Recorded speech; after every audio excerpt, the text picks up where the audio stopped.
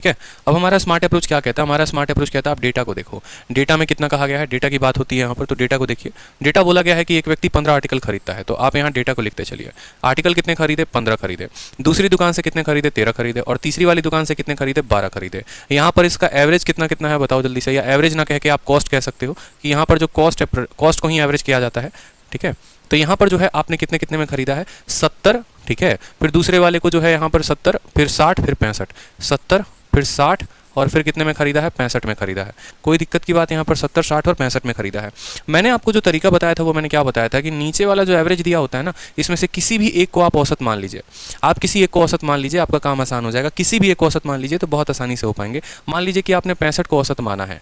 आपने क्या माना है? 65 को औसत माना है। तो 65 से जो 70 है वो ज़्यादा है कि कम है? 65 से 70 कितना ज़्यादा है? 5 ज़्यादा है। यानी यहाँ से हर व्यक्ति जो है, यहाँ का हर व्यक्ति जो है, इससे औसत से हमारा 5 ज़्यादा है। अगर हमारे औसत से 5 ज़्यादा है तो टोटल संख्या कितनी है? 15। तो ये लोग कितने ज़्यादा होंगे? तो आप बोलेंगे सर 65 को औसत माना है, एक संख्या 5 से ज़्यादा, टोटल संख्या है 15, यानी 15 × 5 75 हो जाएगा। ये लोग 75 ज़्यादा हैं।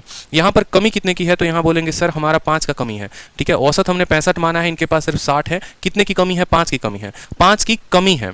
ठीक है, अगर एक व्यक्ति पर 5 की कमी, तो 13 लोगों पर कितने की कमी हो जाएगी? 65 की कमी। तो 75 में से 65 गया, यानी टोटल कितना आ गया हमारा? 10 आ गया। ये 10 जो है हमारा क्या हो रहा है? ज़्यादा हो रहा है। जो भी ज़्यादा होता है या जो भी कम होता है हम उसको बांट देते हैं, बराबर बांट देते हैं। ठीक है, जितने लोग हैं उनमें बांट देते हैं। तो 10 को बटेगा 15, 13 और 12 में, यानी 10 बटेगा 40 लोगों में। तो 1/4 यानी 0.25। तो यानी जो हमने औसत माना था उसमें इतना बढ़ रहा है, यानी जो हमारा नया एवरेज होगा या जो हमारा न्यू औसत होगा वो कितना होगा? सेम तरीके से 65 में इतना जोड़ देंगे, यानी 65.25 जो है वो हमारा करेक्ट आंसर हो जाएगा। अगर यहाँ कम होता तो घटा देते, अगर यहाँ ज़्यादा होता तो मान लेते। हमने तो चलो 65 पर लेकर औसत मानकर बता दिया। आपको जो है होमवर्क ये है, आप 60 लेकर बनाओगे। आप 60 से देखना ये कितना ज़्यादा है, 60 से देखना ये कितना ज़्यादा है। टोटल जितना भी ज़्यादा आएगा उसको 40 से भाग कर देना, जो आएगा उसको जोड़ देना है। किसमें? जिसको आपने औसत माना था उसमें आपको जोड़ देना है। ये होता है औसत निकालने का बहुत ही शानदार तरीका।